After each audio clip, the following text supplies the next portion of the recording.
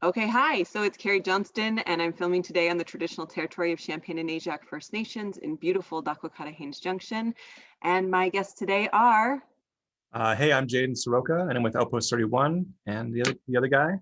I'm Neil, and yeah, we're coming to you from the traditional territory of the Kwantlen First Nation and the Kwantlen Council, and yeah, we're Outpost 31. Okay, so what is Outpost 31? I'll take it. I mean, we're essentially a media production company. We do a variety of things, but we kind of operate and create content and media. Certainly Jayden plays in a few different realms, things like VR and 360, but we also do traditional film and television and do kind of corporate online video, that kind of stuff. And how long you guys been operating for? We've been going since 2018 officially. But yeah, Jayden and Dave and I have been working together since 2010, I think, is the first time we worked together. And Dave and I actually grew up together. Our other partner is Dave Hamlin, who's not here. And Dave and I grew up together in the Yukon. So we've been making films together since we were 13, I think. Right on. What are you guys learning about your business model in the midst of this global pandemic? What's it doing to your business? I think being digital and working in a digital field has. It's weird. Oh, over to Jayden. Neil, you froze there on us. Yeah, no, I think just, yeah, we work in a digital field, and COVID-19 and everything happening has pushed digital into a new, I think, necessity in terms of the world. And so we've actually been seeing a lot of growth and a lot of opportunity. And because of everything happening, I think we've just been able to actually accelerate specifically our digital formats and thinking of XR content creation. But we're getting calls every week. It's been kind of nuts, actually, how much work there is right now. You just mentioned the term XR. What is that? Sorry, XR is a catch-all for extended reality. So it's catching virtual reality, augmented reality, 360, anything that really is immersive and then has kind of an experiential kind of experience involved is now being called XR. Yeah. So I guess that's got like a whole new opportunity in terms of digitizing arts in this way, where we're not necessarily able to be present at the same performances and live events like we used to be. So there's the opportunity for emerging technology to kind of bring us into the experience in a different way. Absolutely. Yeah. I think, we're seeing lots of places are just doing, like for theater, that are doing a multi-camera shoot, which is a very, classical way of taking content and producing it for a large audience. But immersive tech is really creating an opportunity to feel like a spectator, to feel like an actual audience member of an experience. So rather than just watching the screen, you feel like you're actually physically there, witnessing a performance or in the gallery or, on a film set. Like the immersive technology is creating a different experience for people, for sure. Yeah. And are there applications where you're applying it that you can share an example like that in the territory here now? I'm working right now with Boreal Soul on a project. So we're taking their theatrical kind of performance and reworking it into a sphere that exists within XR. So we're working on a 360-degree stereoscopic, so stereo, so 3D video, and basically choreographing some movements around that space. But what's cool about it is that because it's video, we can push the boundaries of what they've done before, talking about doing compositing, so doing things that are a bit more like visual effects, magical, out of world, out of body experiences. Because it's not theater anymore, we can push the boundaries of what's being done visually for theater, using visual effects in that sphere, but using their dance, and we're working with their musicians to build a track and Foley work. So it's kind of combining their classical skill sets of stage and finding a way to bring it into a 360 environment, which has been really enjoyable.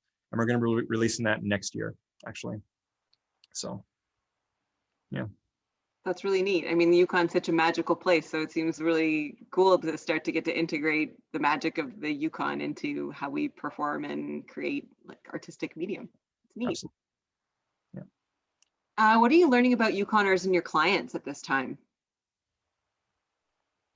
I would just say resiliency, pretty cool to see people persevering, especially other small businesses, and cool to see community support, for small businesses. And so, yeah, that's been really great to see.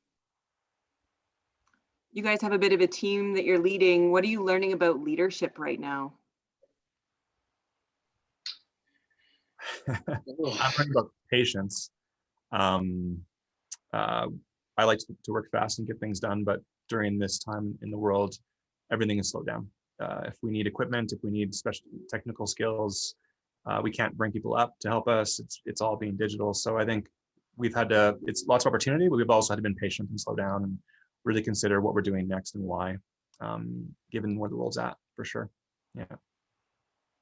I know I've seen you guys filming before and you're always super safety conscious when you're out there. And I imagine it just like adds a whole nother level of ensuring that you've got your COVID protocols in place on top of your standard sort of just work safe for the film industry. Yeah, it's been interesting. We've been lucky, me personally have been lucky to do a lot of field work just because projects have continued in the north, but like Jayden said, it's been difficult or impossible to bring certain people in. So there's actually been Yukoners that have benefited from that. But yeah, it brings on all these protocols, we're flying in small aircraft or, going into remote communities, and you want to be conscious and, in some cases filming with elders and filming with people that may be in those high risk things. So I think luckily there's a lot of resources to draw upon. So we have local and regional resources, but also just through, the guilds and unions throughout kind of the entertainment world, there's been a lot of work to draft kind of protocols. So yeah, just things about, hand sanitization, mask wearing, physical distancing, moving shoots outdoors, all that kind of stuff. So it's been a challenge, but yeah, I think, yeah, like you said, having a safety mindset was helpful to move into that. And it just, takes a bit more time. It takes a bit more money. It takes, some thought process, but it was good to see we're able to, continue production and continue making content. So. That's great. Taking all that you've learned in the last, 8 months or so and a lifetime, what are you kind of thinking? What's your trajectory look like going forward? Where do you see the industry going here in the territory? Where's your business situated in that? Yeah, I think, it's been about growth. Jayden brings a really interesting side, and that's kind of industry wide, that push into XR. I think locally there's also been, opportunities for that through the IT push in the territory, but also traditional content creators, film, television, online content, music video producers, all kinds of stuff. There's a growing industry here, and it's exciting to be a part of. We're certainly hoping to take advantage of, there has been this pause in production for a lengthy time. Film and television were some of the first things to shut down. So there will be a bit of a vacuum for content, and we're hoping to take advantage of that and maybe get some of our content into the marketplace and onto some platforms. So we've got a really exciting project that blends some things. Jayden is directing a film we're co-producing with the NFB that we're developing this winter, and hopefully we'll be going into production with that. And that mixes animation and documentary and storytelling. And so yeah, we're optimistic. I think the winter will be a lot of things, and we're hoping that we can just kind of push forward and keep going and get some Yukon stories out to the world. Jayden, anything to add to that? Well, I think it's important. We are developing XR, but the reality of XR, it's hard to monetize. The market is still developing, right? The spaces to which we can look to create content for and have audiences for is it's great. It's out there. It's still quite small compared to television. And so, as Neil put, we're also really excited to be working in more of a traditional sense as well, focusing on film. And I mean, we really are looking at TV series and feature length films. That is where we see our growth being the most, I think, exciting. And so we have done the commercial work. We really are leaning much heavier now into more of the narrative constructs of looking at TV series and film. Partly because Neil was in BC, I've been in Saskatchewan, and from my experience in Saskatchewan, we saw when the TV series came into the prairies, that's when our industry grew to a place where it was stabilized. We had a full-time working crew year round. And at the end of that success period, we had 2 crews working full-time. So I think our interest as a company is finding ways to grow our capacity in the north in a meaningful way that's going to contribute to the economy and to a full-time crew being able to work. And part of that is bringing new technologies in. So we're doing some work with motion capture suits. looking at virtual production, which has been really popularized with the recent show Mandalorian, where they've changed how we do production, right? They're using tools now to do real-time visual effects in a way that is way better to film it live than it is to go into visual effects and do it later on a computer. So we're just looking at what's happening in the world and how we can integrate these things maybe in the North in a way that's meaningful, but also allows Neil, myself, Dave, and other companies who want to produce content at that caliber to do it in a way in the North where we don't have to leave, and we can actually have the tools, have the infrastructure locally to do something really, really amazing that's never been done before. But it takes time to get there. And so we're slowly working towards that, obviously. Yeah. I guess we have lots of reality TV shows that have been like filmed here in the North, but have we ever had a narrative TV series filmed here? Yeah, there's certainly been episodes. I had the pleasure of working on an episode of Murdoch Mysteries that filmed up in Dawson City. Yeah, so there has been, a variety of things. Daniel Jank had a program, Northern Town, that was a mini series on CBC that he was a writer and producer on. Carol Geddes had a couple seasons of a great show on APTN that was called Legends of the Sunrock. I forget the full title, the full name. Yeah, so there have been some local ones. There have been a number of things from outside. Yeah, so it's funny. It certainly ebbs and flows, and there have been peaks and valleys. But yeah, hopefully there can be more content made by Yukoners. Yeah. Yeah, like Jayden, what you're sort of saying, just getting that like consistent block so you can build up that talent and nurture and mentor and have that consistency in order to build up the industry here. Absolutely. One of the biggest things is if you don't have a consistent, obviously, opportunity for people, once the film stops and there's no more film opportunities, they leave, right? And so it happened in Saskatchewan when the industry shut down there, when the government took away all the tax incentives. Every one of my colleagues left the province. They were all working elsewhere now because there wasn't any work, right? And it took us almost 20 years to build up enough capacity to have 2 working full crews in Saskatchewan, which is a similar, the BC is a whole nother beast, right? BC is, we can never compare to BC, but Saskatchewan is a small city that has a small crew base and small infrastructure, but it was able to do some pretty amazing things like Corner Gas and some really amazing films in its heyday. And yeah, so I think I'm just looking at how can we have a similar effect on the North, right? Using kind of a model that worked in a small demographic of the prairies film industry. So yeah, we'll see. I mean, it takes a lot of work, but we're doing our best as one company. We are doing our best to move, obviously, the pendulum in our favor in the North, but it just takes a lot of time and effort. Yeah. Are you guys picking up any new skills, like either professionally or personally, to kind of help advance where your business is going? Yeah, we were really lucky to participate in the Pivot program that was run through, Yukon University and the Innovation Center. So yeah, that was really good. There was some not much needed, business skill development and that kind of thing. We're all filmmakers first, and we kind of have stumbled into running a company and running a business, and it's kind of been haphazard a little bit. So it was really great to do that program, really take a bigger picture view of what's going on in the overall marketplace, both in Canada and internationally, and then see, how can we best look at our business, look at our revenue stream, look at our projections and costs and all that stuff, really roll up our sleeves and do a little more kind of business planning and some strategic planning, especially with the pandemic in mind. So that was really great. That was, I think it was good for all of us to take a more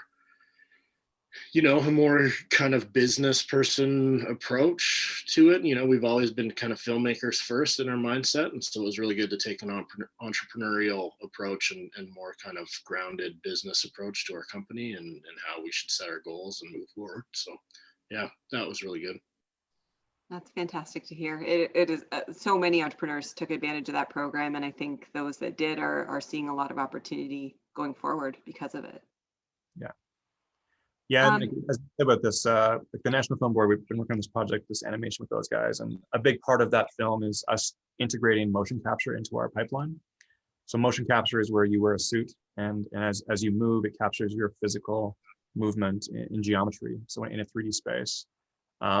We did use motion capture for the short film that was released last year called The Provider, which is what our next film is based off of. But we used motion capture data that I had access to online. So the nice thing is this time around, we have the suit in the north. We've been developing our own workflow around that suit. And now I can work with performers locally to actually perform the exact movements we need for that character in that moment. So it brings in this whole nother level of accuracy, but as well as creative direction around performance. And it's something that we're working with theater companies with, and Boreal Soul and this 360 video are also using the motion capture suit. And it really will bring us into a different caliber, I think, of creation in terms of animation, because motion capture is a standard across the board everywhere else. And it's the first time we've had access in the north. So yeah, it's an exciting time for us in that. That is exciting. Yeah. What advice do you guys have for emerging entrepreneurs, whether it's, you know, in film and sound or television or whatever, or beyond?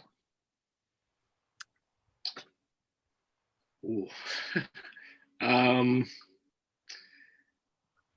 Yeah, I mean, film and sound, I'd like the film industry in general, be prepared to work long hours.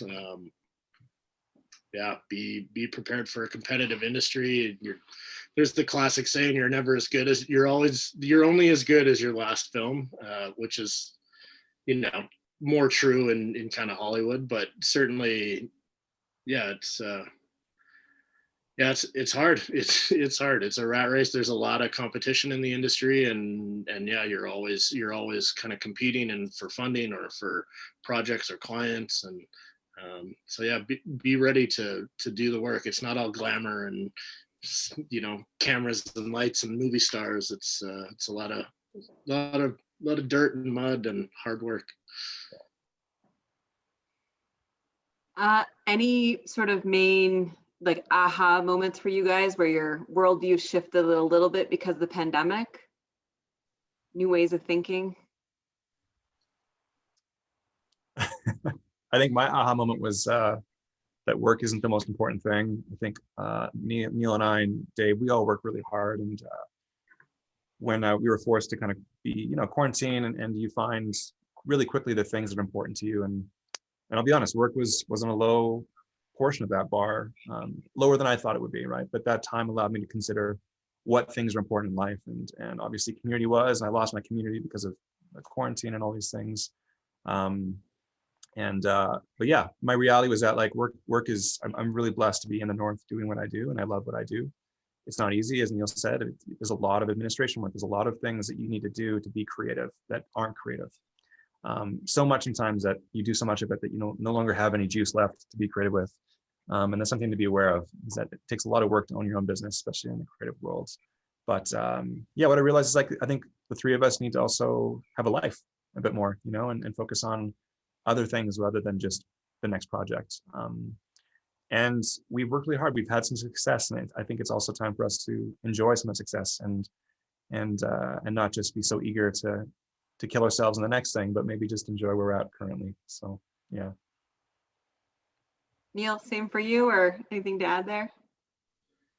Yeah, I think Jayden said it good. We're learning to say no, and that's a good piece of advice for people too. You know, in the gig economy and in our kind of lifestyle, it's always you're clamoring for that next gig, and I think sometimes it's good to take a step back, to take a breath. You know, self-care, you know, mental health. It's good to be conscious of all those things, and really, yeah, you need to fill the well if you want to be creative and create stuff. So yeah, I think being more mindful of that work-life balance and that kind of stuff, yeah, is really important. So yeah, I totally agree with Jayden.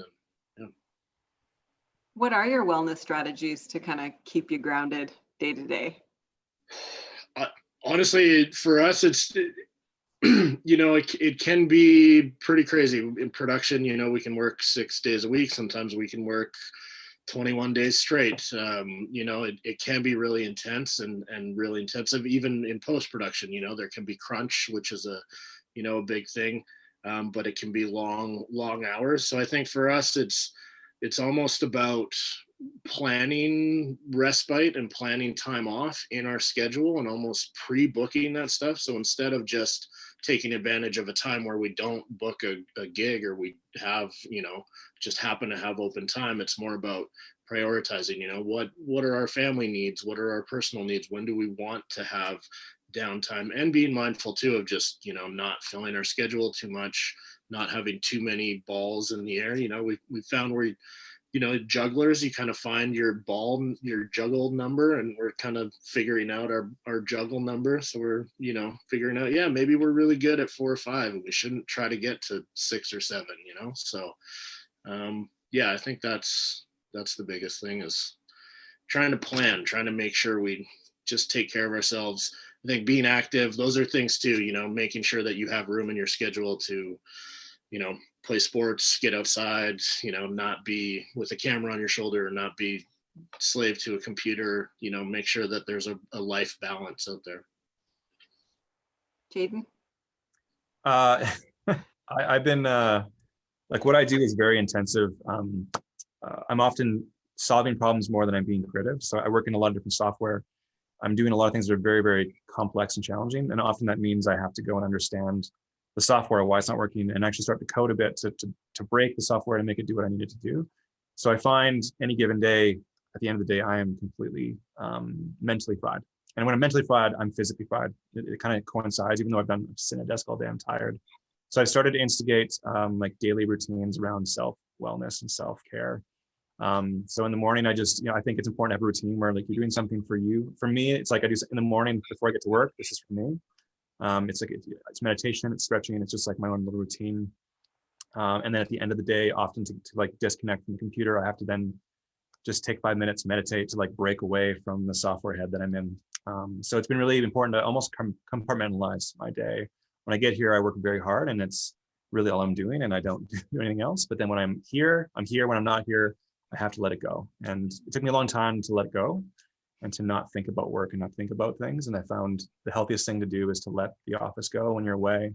And when you're here, be present and working hard. But when you're not here, don't be here. That's been really helpful for me. Yeah. Sage advice, guys. Yukon's got this sort of safe six strategy that they've deployed to kind of help keep us safe, right? So keep your social bubble small and keep 6 feet away from anybody who's not part of it, and limit your travel, that sort of stuff. Which one are you guys finding the hardest to integrate into your life? For me, it's keeping, we've had to manage our bubbles for physical production. So that one's been, it's been interesting, trying to not necessarily quarantine, but if I know I'm going to go into production with a group of people, well, then I need to prematurely, cut off my other bubbles and kind of isolate. So that's been hard to kind of migrate your bubble, so to speak. Yeah, that one's been a challenge for me. Yeah, I think same here. It's I'm lucky because I'm mostly working in post-production. So XR is mostly on computers, but we do a lot of studio-based stuff. So today I was out testing the 360 camera at the studio with Boreal Soul, but we just had to keep a distance from each other. And if we keep working with them, obviously, wearing masks and being aware of distance, like, because they're their own bubble, but I'm not a part of that bubble. So I have to be just aware when I'm there of being really clean. Only I'm touching the camera, only I'm touching the stuff, like no one's allowed to touch it or come near it, which is also good practice in general, because if they break it, it's not a good thing. So it's like, you guys stay back, but it's been really just being aware of boundaries, right? And being like, you guys are over here, I'm over here. We're safe as long as we stick to these areas. And with 360, it's great. You set the camera up once, it's mostly choreography and performance. And so there's not a lot of lights and camera and stuff once it's set up. So it's quite safe to shoot during this time in our lives, actually. Yeah. What are, we've been we went through a bit of a reset in the Yukon economy, or, globally, and we're sort of in this transition period. When we're looking ahead to what the Yukon economy is going to look like, what are your hopes and dreams for what that's going to be, your values for that? As somebody who grew up here, was born and raised here, I'm lucky to have benefited from resource extraction. I'm from a multi-generation mining family. I think it's an important part of our economy, but I do think it's important for the Yukon to really diversify its economy. We are more than mining and more than tourism. Tourism's great, and I think there's a lot of room for tourism to grow, but I think there's a lot of places, tech sector, but looking at all the amazing agriculture and food production that's coming out of the Yukon. So yeah, really having true diversification will help stabilize it, because certainly we've seen peaks and valleys with mineral prices. So yeah, that true diversification is great. Knowledge based, obviously, for us, seeing more film and television, I think there's a lot of room for our industry to grow and, contribute to job creation and all that kind of economic impact. So hopefully, yeah, we can keep growing through all this and yeah, get the economy back to where it needs to be. Jayden, anything to add there? I'll just second that. Yeah, I think diversifying the economy, we keep talking about that as a territory and as a government, and I don't think I've seen a lot of investment in diversifying aside from tech. But one thing that's been really clear to me is in the creative industries, when places in Canada, like the creative industries are exploding across Canada and across the world in some ways. We're seeing growth in every single province, but the Yukon isn't seeing a lot of growth comparative to other places in Canada. So I think there's a ton like opportunity here for us to grow and really look at how we can increase capacity, increase infrastructure, and increase obviously capabilities locally. But with technology, the tech sector always saying the easiest way to proliferate technology and innovation, often in other places we've seen, is through the creative industries. These individuals are out there using the technology, they're sharing it, they're teaching, this wealth of knowledge exists, but they're very willing to share. And so I think if we want to grow our tech sector, one of the easiest ways to do that is through the creative industries, accessing this tech, using it. So for instance, for VR, I've been doing some VR training, and there's interest from people who are working in mining around how to use this technology to create accurate, models that we need on site, right? And some of the software I'm telling is not accurate right now, but there are the software that is. And so it's thinking differently. How do we model in VR rather than modeling in a computer in a normal way, right? In a normal screen-based. So as an artist, as a creative working in this field, I'm dabbling in all these things. And I can see this would work great for you guys, this wouldn't. So my hope is that the creative industries can grow the North's capabilities in terms of technology innovation. And that to me makes the most sense. If you want to diversify into technology, use the creative industries as a way to start to basically proliferate that in the North. Yeah. Do we have, if you're saying that there's growth across the country and the world in these sort of creative industries, and oftentimes that comes because you've got a boutique or niche opportunity within a local jurisdiction, what would that look like for the Yukon? Has that been defined? Is there opportunity there? Yeah, I think like Jayden was alluding to in Saskatchewan and what we've kind of seen in a lot of places, specifically Vancouver and Toronto are kind of the bigger models, but usually when you lead with a certain type of production, so generally what's deemed service production, so production that comes in, so usually large film and television projects that don't originate in the country. So usually they're produced by usually US or foreign companies. And so they're just coming in, they're taking advantage of crews, they're taking advantage of locations and infrastructure. So when that type of production really builds to a larger capacity, it helps with infrastructure development, it helps with employment development. And so then that usually allows a space for, local production to grow, for, a broader range of artistic production and of ancillary production to kind of grow with it. So to me, that's kind of the first step, is if we can really look at a model and look at growing our service production, it can only take us a couple of small projects can really grow us by millions of dollars. It employs a lot of people. It helps us invest in infrastructure, and then those skills and capacities stay here, and that infrastructure stays here, and it allows locals to take advantage of that. So yeah, good, like Jayden said, a good example is Saskatchewan. They, were able to have a local series, Corner Gas, out of making film and television for America. They wound up creating dozens and dozens of jobs. I think, like Jayden said too, there are opportunities in kind of this emerging technology. So digital production is a possibility, that kind of integrates live visual effects, like Jayden said. A lot of these immersive things do have real world applications. So things like site visits, travel is a big issue right now. So virtual site visits can be a big thing. That can be an application for 360 that has applications in tourism and mining and a bunch of different sectors. like Jayden said, the experiential side of VR is a way that you can start to look at different data sets for different companies. So mining is one where you can experience their kind of ore deposits and things in a different environment than just looking at maps and graphs and charts and stuff. So yeah, there's new applications. It is really early on, so monetization is an interesting thing, but you know, the North, we're lucky. We have funding options and, you know, opportunities. So.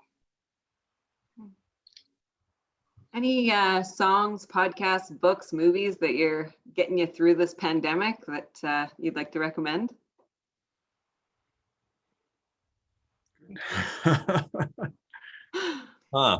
Honestly, yeah, my podcasts, when I'm traveling, I listen to podcasts.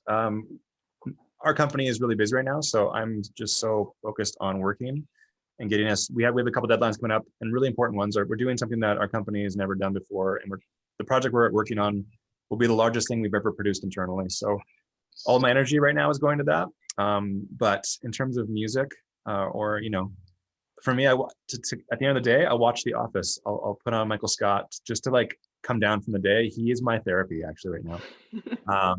And so I use The Office like one episode a day just to kind of get me from the office, literally back to my house.